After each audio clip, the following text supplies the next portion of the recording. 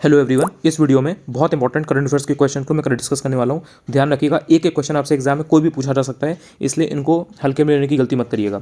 देखिए, Asian games 2023 में अगर इंडिया की रैंक पूछी जाए तो इंडिया चौथे नंबर पर आया, आपको याद रखना है।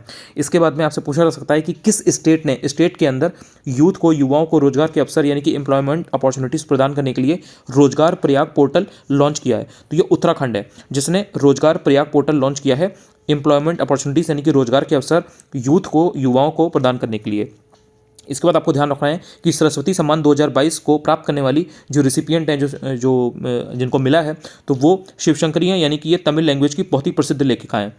इसके बाद आपको याद रखना है कि बांग्लादेश में पद्मा ब्रिज रेल लिंक, ये 82 किलोमीटर्स लंबा है, इसका उद्घाटन किया गया है। ग्लोबल हंगर इंडेक्स 2023, इसमें इंडिया की जो रैंक है वो 111 है।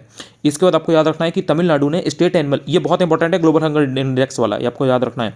इसके बाद है कि तमिलनाडु ने स्टेट एनिमल की सुरक्षा के लिए हाल ही में नीलगिरी तहर संरक्षण परियोजना यानी कि जो कंजर्वेशन प्रोजेक्ट है इसको शुरू किया है, ये भी बहुत इंपॉर्टेंट है। इसके बाद स्पेन ने हाल ही में यूरोप का पहला पूरी तरह से प्राइवेट रॉकेट म्यूरा 1 लॉन्च किया है, ये याद रखिएगा, स्पेन है ये।